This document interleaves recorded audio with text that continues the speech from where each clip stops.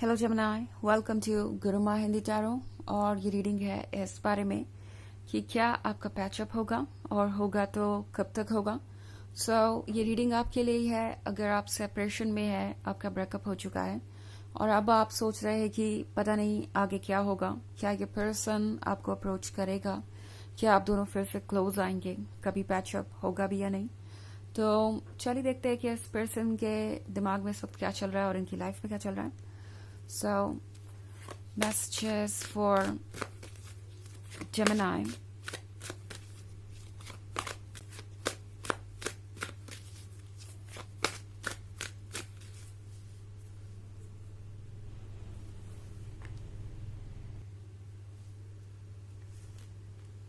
King of Wands in reverse, Death, Judgment, Nine of Swords, and Two of Pentacles. Okay, so हमारे पास है nine of swords. Nine of swords के साथ already ये person बहुत अकेला हो चुका है। ओके, फर्क नहीं पड़ता आपका ब्रेकअप क्यों हुआ और उसकी वजह क्या थी, किन चीजों की वजह से आप इस सिचुएशन में पहुंच गए। बट वो जो भी वजह थी, अब वो वजह मायने नहीं रखती, वो वजह कहीं चली गई है और अब इनके पास कुछ बचा है तो वो है इनके नेगेटिव थॉट्स, डार्कनेस और परेशानियां। ये पर्सन जैसे लग रहा है कि पहले आपको जज कर रहा था और अब ये पर्सन खुद को जज कर रहा है और ये जजमेंट ही इन्हें अक्सर परेशानी में डाल देता है। ये पर्सन शुरुआत में ये सोच रहा था जैसे कि ये रिलेशनशिप वर्क नहीं कर सकता बिकॉज आप उनके लिए सुटेबल नहीं है या फिर आप जिस तरीके से इस रिलेशनशिप को हैंडल कर रहे हैं वो बिल्कुल भी एक्सेप्टेबल नहीं है। और अब जो वो सारी चीजें थी वो बैकग्राउंड में चली गई हैं। ये पर्सन अब ये रियलाइज कर रहा है कि आपके सिवाय कोई उन्हें इतना अटेंशन देगा भी नहीं। एंड मोस्ट इम्पोर्टेंटली इस पर्सन को ये भी रियलाइज हो रहा है कि उन्होंने बाउंड्रीज क्रॉस की है। ओके, जो भी बाउंड्रीज आप दोनों के बीच थी, हो सकता है ये पर्सन किसी और को आपसे ज्यादा इंपॉर्टेंस दे रहा हो, कोई आप दोनों के बीच आ गया हो, कोई थर्ड पार्टी वाली सिचुएशन हो, कोई कार्मिक रिलेशनशिप रहा हो। अगर ऐसा था, कोई आप दोनों के बीच था, कोई रोमांटिक इंटरेस्ट था इनका, तो वो भी अपना काम करके इन्हें इनका लेसन देखे, इन्हें ये समझा के कि वो क्या गलत कर रहे हैं। ऑलरेडी इनके लाइफ से जा चुका है, इन्हें गुड बाय कह चुका है और अगर है भी, आपको पता भी है, तो सिर्फ और सिर्फ इन्हें पेन ही दे रहा है और हर रोज यही रियलाइज करवाता है कि उन्होंने कितनी बड़ी गलती की है।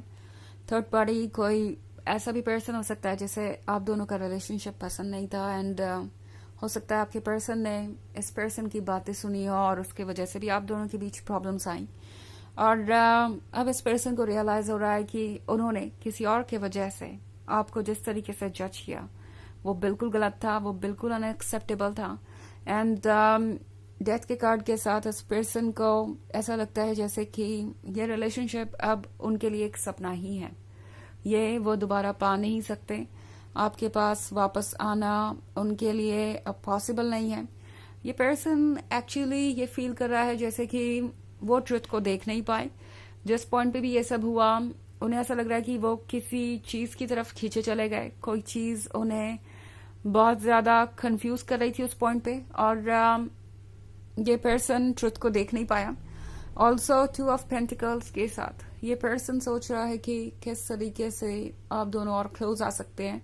मतलब एक तरफ तो डेथ के कार्ड के साथ उन्हें लग रहा है कि ये एक ड्रीम है, दोबारा वो आपको पा नहीं सकते।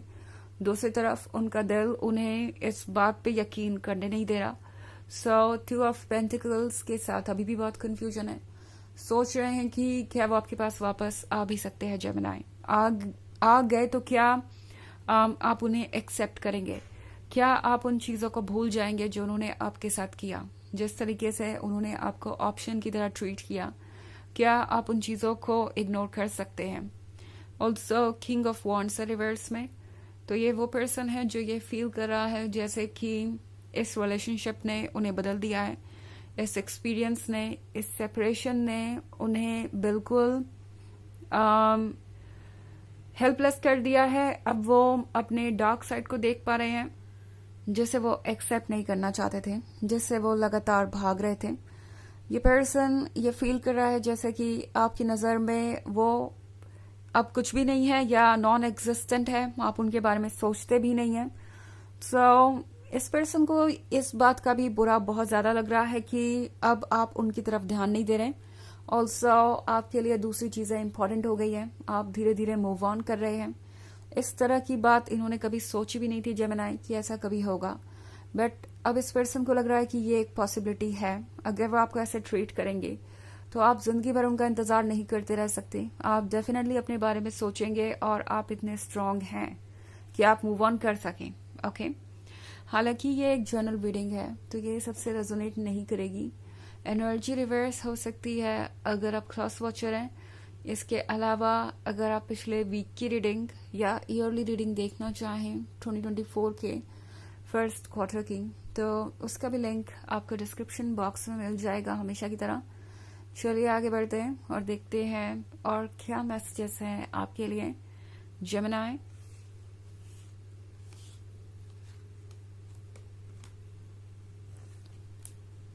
Six of Swords in reverse, King of Swords, Six of Pentacles, Queen of Swords, and Ten of Swords. Okay. So हमारे पास है King of Swords and Queen of Swords. एक परफेक्ट कपल जो जानता है कि वो एक दूसरे से कितना प्यार करते हैं, जो अच्छी तरीके से जानता है कि वो एक दूसरे के लिए ज़रूरी है, वो एक दूसरे को कंप्लीट करते हैं। बट एनीवेज इस वक्त कोई भी अपनी फीलिंग्स को एक्सेप्ट करने को तैयार नहीं है। दोनों के ही ईगोस बहुत स्ट्रांग है इस वक्त। सो इस पॉइंट पे इस पर्सन को पता है कि आप भी उतने ही स्ट्रांग है जितने कि वो, एंड अगर वो जिद कर सकते हैं तो आप भी कर सकते हैं। Also six of swords reverse में है तो ये क्लियर इंडिकेशन है कि ये पर्सन जहां भी है वहां खुश नहीं है।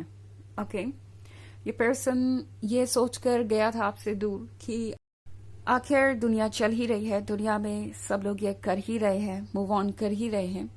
But at the same time इस पर्सन को ये भी रियलाइज हो रहा है अब कि रिलेशनशिप में होना, लाइफ को चलाना, कंटिन्यू करना बस एक कॉम्प्रोमाइज है।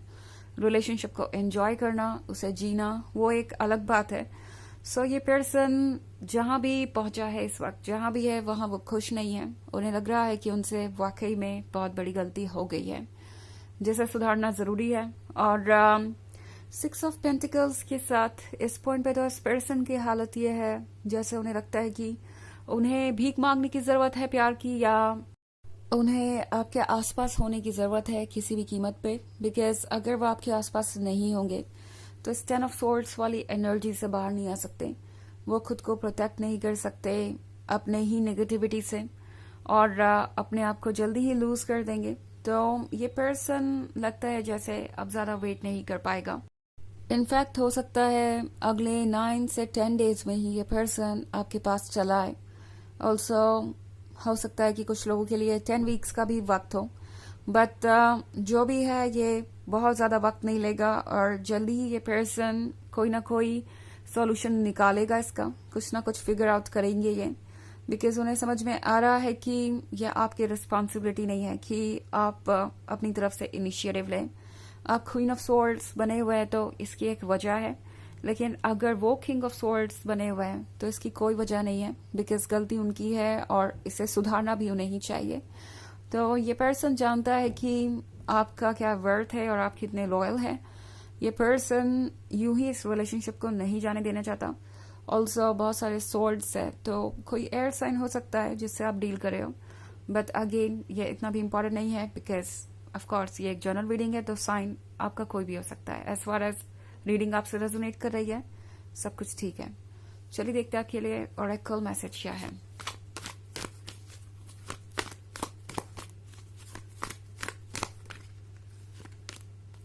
Joan of Arc.